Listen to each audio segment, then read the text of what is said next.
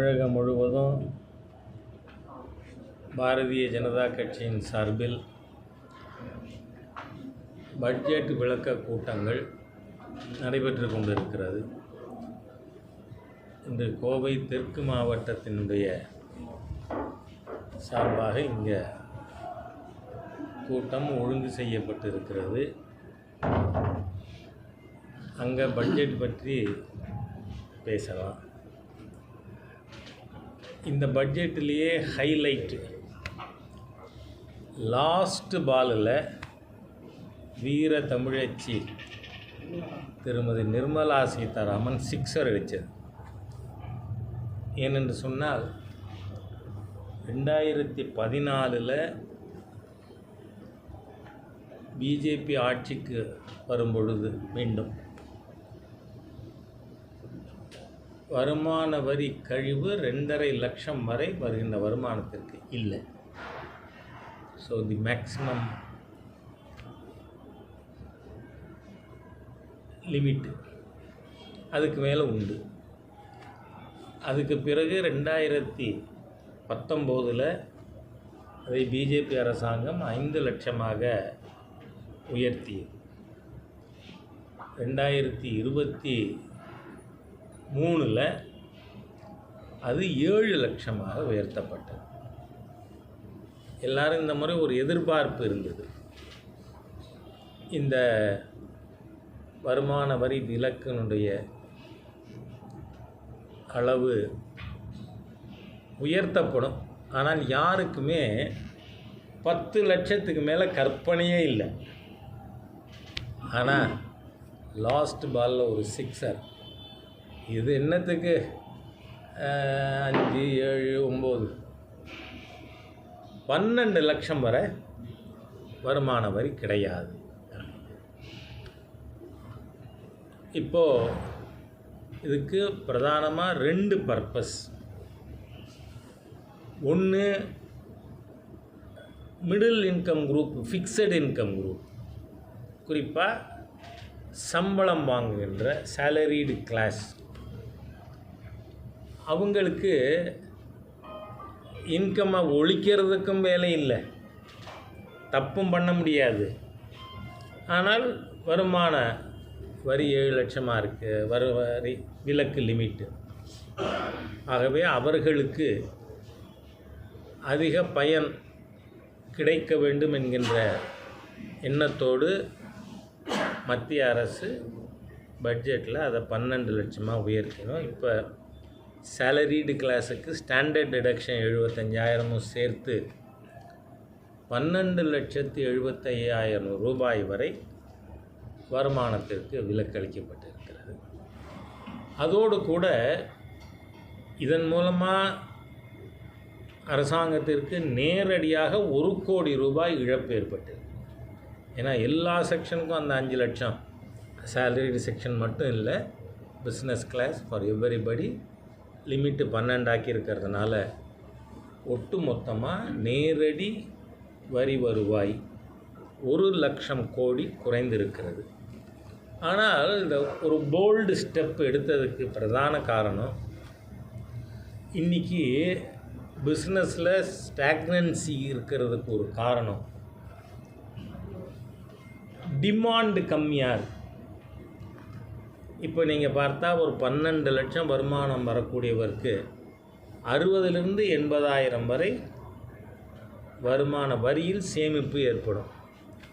அதை அவங்க என்ன பண்ணுவாங்க? அவங்க கையில் பணம். இந்த பட்ஜெட்டினுடைய நோக்கமே அந்த மிடில் கிளாஸ் கையில் பணம் இருக்கணும். அப்போ என்ன ஆகும்? மாதத்துக்கு 6,000 ரூபாய் 8,000 ரூபாய். So they will go in for consumer durables. அப்போ என்ன ஆகும்?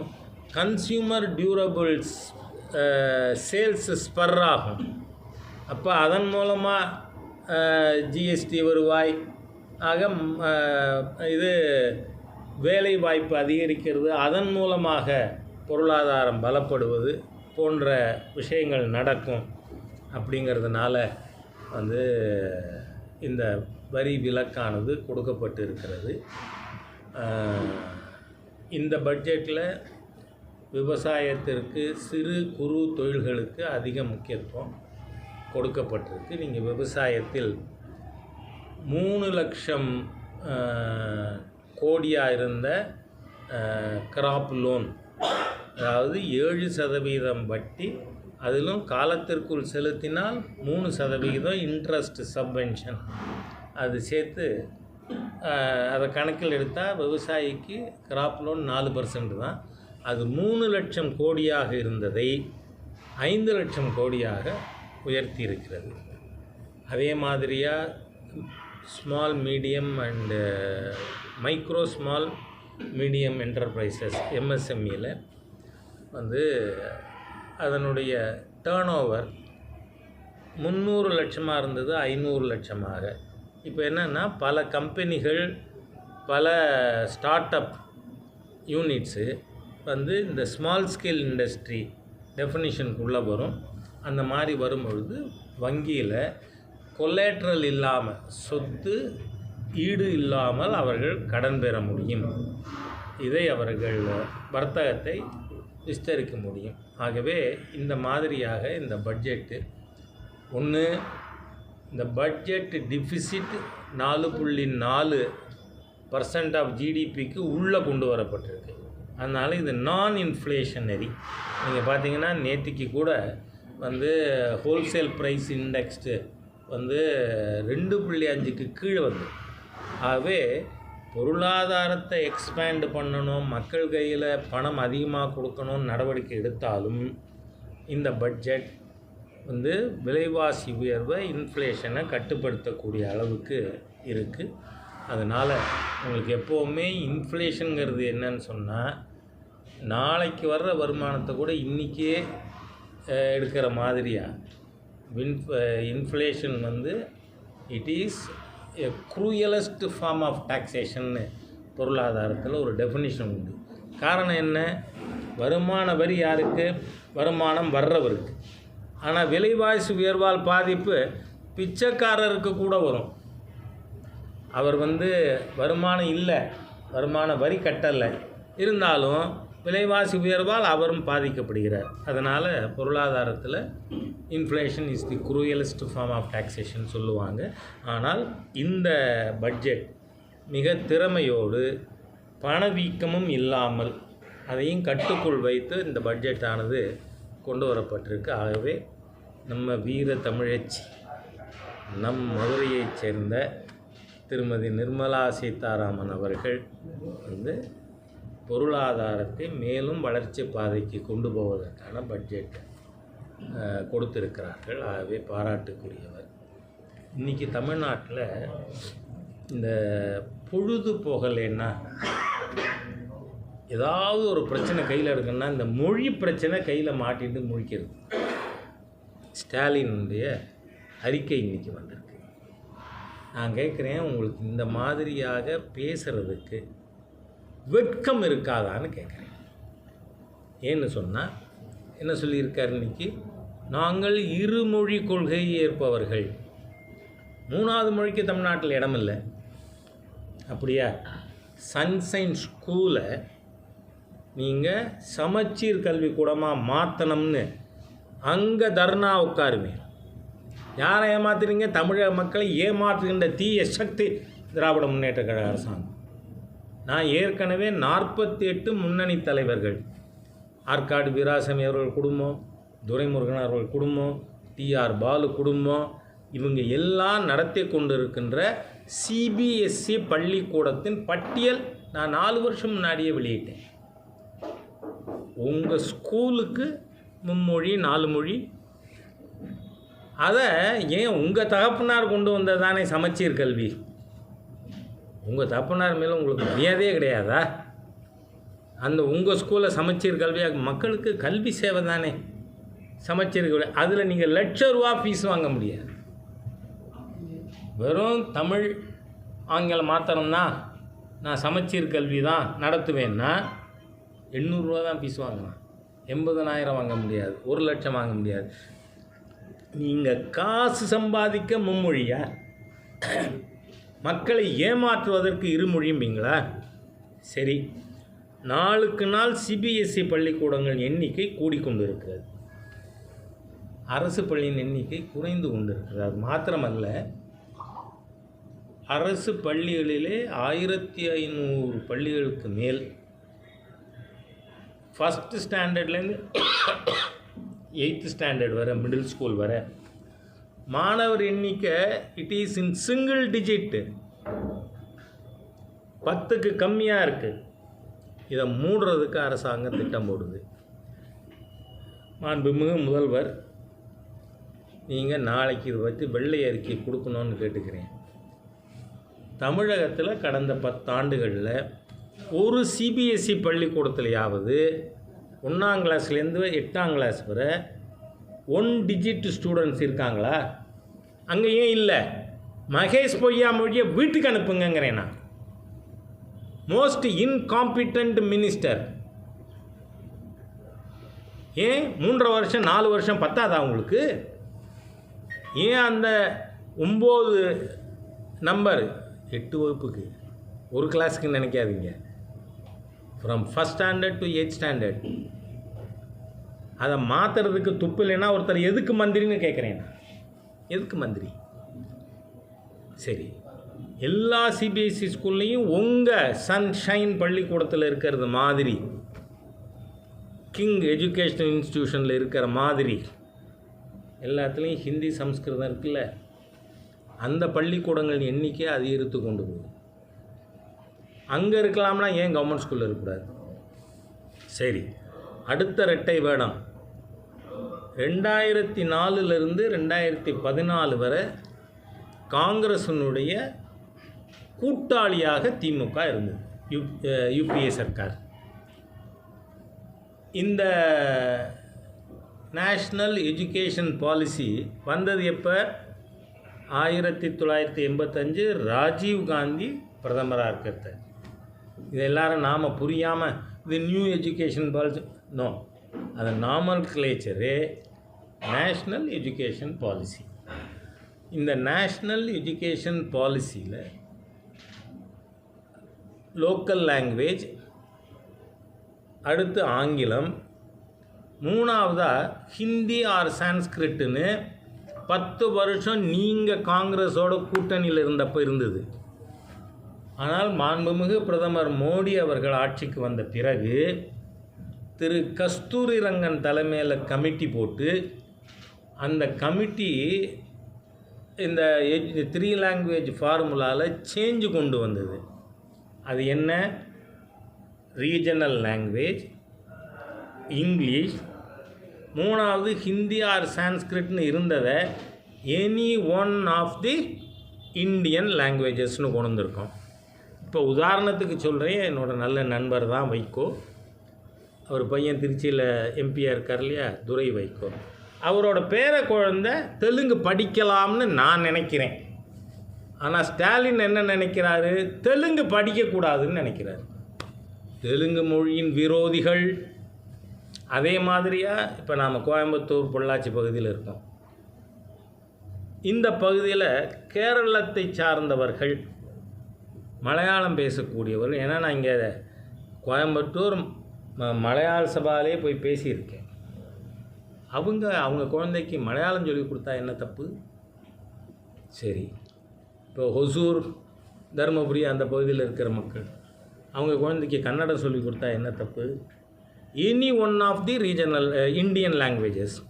ஹிந்தி ஆர் சான்ஸ்கிரிட் சொல்லலையே, இதில் திணிப்பு எங்கேருந்து வரும்? நான் கேட்குறேன், ஒரு மொழியை படின்னு திணிக்கிறது எவ்வளோ தப்போ, படிக்காதேன்னு தடுக்கிறதும் அதே அளவு fascist tendency. We are not fascist, but whereas Mr. Stalin is a fascist, he wants to prevent people from studying one more language. சரி, இதை விட மோசடி பேர் வழிகளின் அரசாங்கம் இதுங்கிறதுக்கு இன்னொரு உதாரணம் சொல்கிறேன். இப்போ சமீபத்தில் சென்னை மேயர் ஃப்ரான்ஸோட ஒப்பந்தம் போட்டிருக்காங்க. ஞாபகம் இருக்கா? ஊடக நண்பர்களுக்கு ஞாபகம் இருக்கணும். எதுக்கு? சென்னை சிட்டியில் இருக்கிற அரசு பள்ளிகளில் ஃப்ரெஞ்சு சொல்லி கொடுக்கறதுக்கு ஒப்பந்தம் போட்டிருக்கீங்க. If there can be French foreign language, why not any one of the Indian languages? Mister Stalin, tell me. உங்களோட எதேச்சாதிகாரம், ஃபேசிசம் தமிழக மக்கள்கிட்ட எக்ஸ்போஸ் பண்ணுவோம். ஏன்னா குழந்தைகள் 6 வயசுக்குள்ளே 4-5 லாங்குவேஜஸ் கற்றுக்கக்கூடிய திறமை உள்ளவர்கள். இப்போ எவ்வளோதான் முக்கினாலும் ஸ்டாலினால புதுசாக ஒரு மொழி கற்றுக்க முடியுமா? முடியாது. ஆனால் குழந்தைகள் கற்றுக்கும். அதை தடுக்க நீங்கள் யார்? மத்திய அரசாங்கம் ஒன்று ஹிந்தி சம்ஸ்கிருதம் இம்போஸ் பண்ணலையே. அதனால் தயவு செய்து ஸ்டாலின் அவர்கள் இதை இஷ்யூ ஆக்க முயற்சி செய்தால் எங்கள் தர்ணா அந்த நான் ஏற்கனவே சொன்ன 45 பள்ளிக்கூடத்துக்கு முன்னாடி இருக்கும். ஸ்டாலினோட மகள் நடத்துகிற, செந்தாமரை நடத்துகிற சன்ஷைன் ஸ்கூலில் இருக்கும். அது இப்போ புதுசாக கூட எங்கேயோ பிரான்ச் ஓப்பன் குரோம்பேட்டில் பிரான்ச் ஓப்பன் பண்ணுறாங்க. நீங்கள் உங்களோட பிஸ்னஸ் சாம்ராஜ்யத்தை எக்ஸ்பேண்ட் பண்ணி ஹிந்தியை சொல்லி பணம் சாப்பிட்றதுக்கு வெக்கமா இல்லையா? அதை தடுப்பீங்களா நீங்கள்? அதனால் உங்கள் திமுக தலைவர்கள் நடத்துகிற பள்ளிக்கூடத்துக்கு முன்னாடி நாங்கள் தர்ணா நடத்த வேண்டியிருக்கோம். நீங்கள் பள்ளிக்கூடம் நடத்தாதேன்னு இல்லை, கல்வி சேவை நீங்கள் செய்யணும். ஆனால் உங்கள் அப்பாவுக்கு ஒரு எள்ளு முனைகளாவது மரியாதை கொடுக்கும். சமச்சீர் கல்வி உங்கள் தோப்பனார் கொண்டு வந்தது, அதனால் அதை கொண்டு வரணும்னு கேட்டுக்கிறேன். நீங்கள்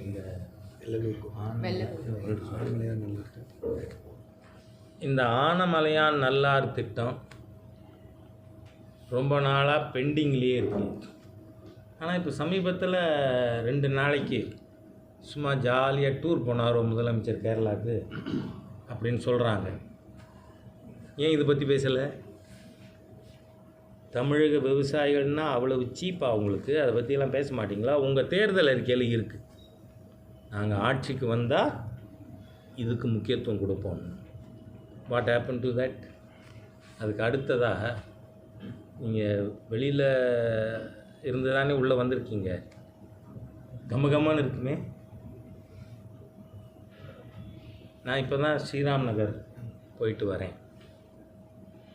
வெள்ளலூரில் அந்த குப்பை கிடங்கு கிட்டத்தட்ட 2 கார்ப்பரேஷன் வார்டு பகுதி இருக்குது. அதில் கிட்டத்தட்ட 7500 8000 வீடுகள் இருக்குது. அதே மாதிரியாக வெள்ளலூர் டவுன் பஞ்சாயத்து அதை என்ன சொல்கிறாங்க, முனிசிபாலிட்டி ஆக்க போகிறாங்களா? முனிசிபாலிட்டி ஆக்க போகிறாங்களா? அங்கே 12000 வீடு இருக்குது. டோட்டல் 20000 வீடுகள் இருக்குது. அங்கே எங்கேயாவது மக்கள் வீட்டு கதவை திறந்து வெளில வர முடியுதா? என் காரை விட்டு இறங்குறதே குப்புன்னு நாத்தம். என்னன்னு கேட்டால் சொல்கிறாங்க, இங்கே தான் கோயம்புத்தூரோட குப்பை பூரா போடுறாங்க வெள்ளலூரில். லட்சக்கணக்கான ஏக்கருக்கு குப்பை அங்கே இருக்குன்னு. இதில் நேஷ்னல் க்ரீன் ட்ரிபியூனல் அதில் என்ன சொல்லியிருக்கு, இந்த ஸ்டாலினுடைய திராவிட மாடல் சர்க்காரை நான் இப்போ போய் அங்கே தாய்மார்கள்லாம் பார்த்துட்டு வரேன். நுரையீரல் தொற்று, பிரஸ்ட் கேன்சர், இதெல்லாம் திராவிட மிருக ஆட்சியில் மக்கள் அவதிப்பட்டுக்கணும். It's not Dravida model.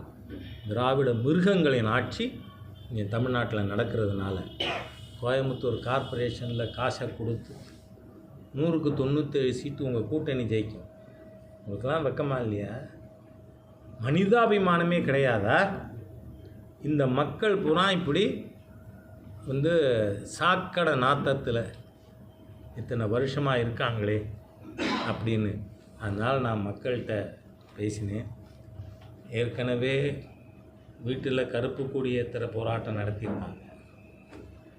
அதே மாதிரி மனித சங்கிலி, மிருகங்கள் ஆட்சியில் மனித சங்கிலிக்கு இம்பேக்ட் இருக்குமா? அதனால் இங்கே கார்ப்பரேஷனில் எவ்வளவு பெரிய அயோக்கிய கூட்டம் தமிழ்நாட்டை ஆளுதுங்கிறதுக்கு இந்த சாலிட் வேஸ்ட் மேனேஜ்மெண்ட்டை அதுக்கு பணம் தனியாக வாங்குறீங்கள்ல. ஹவுஸ் டேக்ஸ் தவிர சாலிட் வேஸ்ட் மேனேஜ்மெண்ட்டுக்கு இந்த திராவிட மிருகங்களின் ஆட்சியில் பணம் வசூலிக்கிறீங்க. What happen? ஏன் நீங்கள் சாலிட் வேஸ்ட் மேனேஜ்மெண்ட்டுக்கு எந்த நடவடிக்கையும் எடுக்கலை? அதனால் இந்த மக்கள்கிட்ட பேசின பிறகு அவங்க என்ன சொல்லியிருக்காங்க, இதுக்கு நீங்கள் உதவி செய்யணும், எங்களுக்காக எங்கள் பக்கம் நிற்கணும். அதனால் மக்களோட விருப்பம், வரி கொடுக்க மாட்டோம். ஏன்னா இப்போவே எல்லாம் மிடில் கிளாஸ். நீங்கள் அங்கே பார்த்தீங்கன்னா நம்ம முன்னாள் மாவட்ட தலைவர் திரு மோகன் மந்திராஜன் அவர்கள், அவர் தலைமையில் ஒரு கல்யாணம் நிச்சயம் ஆகுது. ஆனால் அந்த பொண்ணு வீட்டுக்காரங்க இந்த இடத்துல மாப்பிள்ளை வீட்டை பார்த்துட்டு பொண்ணு கொடுக்க மாட்டேன்ட்டாங்க. கல்யாணம் நின்று போச்சு. அட பாவிகளா, உங்கள் திராவிட மாடல் ஆட்சி இவ்வளவு மிருகத்தனமானதாக இருக்குமா, கேவலமானதாக இருக்குமா? நான் கேட்குறேன், மொழியை வச்சு அரசியல் தகுடு திட்டம் பண்ணுற மாண்புமிகு முதல்வர் ஸ்டாலின் அவர்களே, 24 மணி நேரத்தில் இதுக்கு தீர்வு காண உங்களுக்கு வக்கு இருக்கா, துப்பு இருக்கா, திறமை இருக்கா, திராணி இருக்கா? மக்கள்லாம் மிருகங்களா? உங்களுக்கு ஓட்டு வேணும், காசை கொடுத்து ஓட்டு வாங்குவீங்க, அதுக்கப்புறம் மக்களை மதிக்க மாட்டிங்களா? அதனால் அந்த வெள்ளலூர் டவுன் பஞ்சாயத்து மற்றும் அந்த 2 கார்ப்பரேஷன் வார்டில் இருக்கக்கூடிய மக்கள் ஏப்ரல் 1ஆம் தேதி டியூஆரை வரி கொடுக்க மாட்டார்கள் அப்படின்னு அவர்கள் முடிவு செய்திருக்கிறார்கள். இதற்கு பாரதிய ஜனதா கட்சி உறுதுணையாக மக்கள் மத்தியில் இருப்போம் அப்படின்னு தெரிவிச்சுக்கிறேன். நீங்கள் உங்களுக்கு வேறு ஏதாவது பட்ஜெட்டில் ஒவ்வொரு வருஷம் நம்ம மத்திய அரசு பட்ஜெட் போடுறாங்க சார், ஆனால் மாநிலத்துக்கு சேர்வது இல்லை அப்படிங்கிறது. அது கொடுக்கலாம் விவசாயத்தில். இனிமேல் இந்த விவசாயத்தில் 6000 ரூபா கொடுக்குறது பார்த்தீங்கன்னா நிறைய விவசாயிகள் விடுபட்டு இருக்காங்க. அந்த பட்டியலில் கூட தயார் பண்ணிட்டு இருக்காங்க. அந்த கருத்தை எப்படி பார்க்குறீங்க? இங்கே தமிழ்நாட்டில் தான், மற்ற மாநிலங்களை நான் கேள்விப்படலை. போலியாக அக்கௌண்ட் ஓப்பன் பண்ணி இந்த விவசாயி கொடுக்குற 4 மாதத்துக்கு ஒரு 2000 ரூபா, வருஷத்துக்கு 6000 ரூபாயை இங்கே இருக்கின்ற தமிழ்நாடு அரசு ஊழியர்கள் அரசியல்வாதிகளின் துணையோடு திருடி இருக்கிறார்கள். அதை அக்கௌண்ட்டில் திருப்பி செலுத்த சொல்லி ஆர்டர் போட்ட பல மாவட்டங்கள் இருக்குது. விழுப்புரம், அரியலூர், அந்த மாதிரி மாவட்டங்கள். அதனால் நீங்கள் சொல்கிறது சரிதான். எந்த திட்டமும் தமிழ்நாட்டில் மக்களுக்கு போய் சேருவது இல்லை. ஆகவே மத்திய அரசாங்கத்தோடு இதை பற்றி பேச ஒரு யோசனை இருக்குது. அதாவது மத்திய அரசின் திட்டங்களை கண்காணிக்க மாவட்டங்களிலே ஒரு குழு போடப்பட வேண்டும் அப்படிங்கக்கூடிய சஜஷன் பல பேர்ட்டேருந்து வந்திருக்கு. அதனால் இது மத்திய அரசாங்கத்திடம் தெரிவிக்கப்படும். தமிழக வெற்றி கழகமாகட்டும் சீமானாகட்டும் இந்த புதிய கல்விக் கொள்கைகள் போராட்டம் நடத்திருக்கிறோம். நான் என்ன சொல்கிறேன், இந்த தமிழ்நாட்டில் ஒரு ஃபேன்சி, நாம் மத்திய அரசாங்கத்துக்கு எதிராக பேசினா தான் தமிழக மக்கள் ஓட்டு போடுவாங்கன்னு. அதுதான் தமிழ்நாட்டில் இப்போ இருக்கிற மிகப்பெரிய மூட நம்பிக்கை. அதனால் எல்லாரும் அதை பேசுகிறாங்க. நான் சொல்கிறேன், இந்த கல்விக் கொள்கையில் நீங்கள் தாவேக்கா சொன்னதுனால கேட்குற, மிஸ்டர் விஜயோட குழந்தை எங்கே படிக்குது? இருமொழி கொள்கையிலையா, சமச்சீர் கல்வியிலையா? டெல்மி. இந்த மந்திரிகள், கார்ப்பரேஷன் வார்டு கவுன்சிலர் யாராவது தன் குழந்தைய சமச்சீர் கல்வியில் சேர்த்துருக்காங்களா? எல்லாரும் சாதாரண வார்டு கவுன்சிலருங்க, பெரிய லீடர்ஸ் இல்லை திமுகவில். அவங்க எல்லாரும் இந்த மும்மொழி கொள்கை பள்ளிக்கூடம் வச்சு பணத்தில் புரண்டுகிட்டு இருக்காங்க. உங்கள் குழந்தைகள்லாம் மும்மொழி படிக்கும், 4 மொழி படிக்கும், வெளிநாட்டில் படிக்கும். ஆனால் சாதாரண இவங்க எங்கே தடுக்கிறாங்க? ஓரளவு மிடில் கிளாஸ் அண்ட் எபவ் இருக்கிற அவங்களோட குழந்தைகள் ப்ரைவேட் ஸ்கூலில் ஹிந்தி சம்ஸ்கிருதம் படிக்கிறதை இவங்களால் தடுக்க முடியலை. ஆனால் கார்ப்பரேஷன் பள்ளிக்கூடத்தில் படிக்கிற என் ஏழை தொழிலாளி விவசாயியின் குழந்தைகளை நீங்கள் குறவளையை நெருப்பீங்க. படிக்காதே. என்ன புத்திசாலித்தனம் இது? யாராக இருக்கட்டும், அது it's not for mister Vijay. இந்த இருக்கின்ற இருமொழி கொள்கை நாங்கள் தொடர்வோங்கிறவங்க எல்லாரும் நாளை காலை உங்கள் குழந்தைய அந்த ஸ்கூல்லேருந்து விட்ரா பண்ணி முனிசிபல் ஸ்கூலில் சேருங்க. என் பேரம்பேத்தி கூட சென்ட்ரல் ஸ்கூலில் படிக்கிறது கவர்மெண்ட் பள்ளிக்கூடம் தான். ஆனால் உங்கள் பள்ளிக்கூடத்தில் கொண்டு வந்து என் குழந்தைய படிக்க வைக்க முடியாது. யார் 1 லட்சம் பணம் கொடுக்கறது? இது வருஷத்துக்கு 3000-4000 ஃபீஸ். அதனால் ஏழை எளிய குழந்தைகளை வஞ்சிக்கின்ற இந்த வேஷதாரிகளை இந்த தேர்தலில் இந்த language policy will be one of the major issues in Tamil Nadu election. போட்டு பார்ப்போங்கிறேன் நான், போட்டு பார்ப்போம் இந்த ஏழை எளிய மக்களின் விரோதிகளை அப்படிங்கிறது என்ன எண்ணம். எந்தெந்த ஸ்டேட்டில் வந்து இதெல்லாம் கைது போட்டிருக்காங்க, எந்த ஸ்டேட்டில் போடுறாங்க? எந்த ஸ்டேட்லேயும் இந்த மாதிரி தடை இல்லை. ஏன்னா எல்லா ஸ்டேட்லேயும் 3 லாங்குவேஜ் ஃபார்முலா இருக்குது. கேரளாவில் இருக்குது, ஆந்திராவில் இருக்குது, தெலுங்கானாவில் இருக்குது, கர்நாடகாவில் இருக்குது, எல்லா மாநிலத்துலேயும் இருக்குது. தமிழ்நாட்டில் மட்டும்தான். ஏன் இது பெங்காலில் இல்லையா? பெங்காலில் இருக்குது. எல்லா இடத்துலையும் அது 3 லாங்குவேஜ் ஃபார்முலா. நான் கேட்குறேன், பாண்டிச்சேரி வந்து politically we can say part of Tamil Nadu. பாண்டிச்சேரியில் நவோதயா வித்யாலயா இருக்குது, 2 நவோதயா பள்ளிகள். அது ரெசிடென்ஷியல் ஸ்கூல், உண்டு உறைவிட பள்ளிகள். அங்கே எல்லா குழந்தைகளுக்கும் கல்வி இலவசம். அங்கே தமிழ் இல்லையா நவோதயா ஸ்கூலில்? அது மட்டும் இல்லை, 1967 வரை எந்த குழந்தையும் தமிழ் படிக்காமல் 6ஆம் கிளாஸுக்கு வர முடியாது. அப்போதெல்லாம் 6ஆவதுக்கு பேர் ஃபஸ்ட்டு ஃபார்ம். முதல் 67 ஃபஸ்ட்டு ஃபார்முக்கு வந்த துரதிருஷ்ட ஸ்டூடெண்ட்டு நான் தான். ஏன்னா எனக்கு முதல் கிளாஸ் வரைக்கும் எல்லோரும் ஹிந்தி படித்தாங்க, ஆனால் நான் படிக்கலை. ஆனால் எனக்கு வேலை, நான் சிஏ முடித்ததும் மத்திய பிரதேசத்தில் கிடச்சிது. அங்கே போனதும் எல்லாரும் ஹிந்தியில் வந்து பேச வருவாங்க. அப்போ உடனே அவங்கள்ட்ட முஜே ஹிந்தி நஹி மாலும். நான் கற்றுக்கிட்ட முதல் ஹிந்தி வார்த்தை என்ன? முஜே ஹிந்தி நஹி மாலும். ஏன்னா அவர் ஃபர்தராக பேசுகிறத நிறுத்துறதுக்காக. அந்த மாதிரி தலைமுறைகளை கெடுத்த தீய ஆட்சி இந்த திராவிடியன் ஸ்டாக் ஆட்சி. உங்கள் குழந்தை படிக்குதே, நான் சொல்கிறேன், வெக்கம், மானம், ஈசர், ரோசம், சூடு, சொரணை ஏதாவது இருந்தால் இந்த இருமொழி கொள்கை பேசக்கூடிய அனைத்து அரசியல் தலைவர்களும் 24 மணி நேரத்தில் உங்கள் குழந்தைகளை இப்போ படிக்கிற இன்ஸ்டிடியூஷன்லேருந்து விட்ரா பண்ணி டிசி வாங்கி கவர்மெண்ட் ஸ்கூலில் சேரு.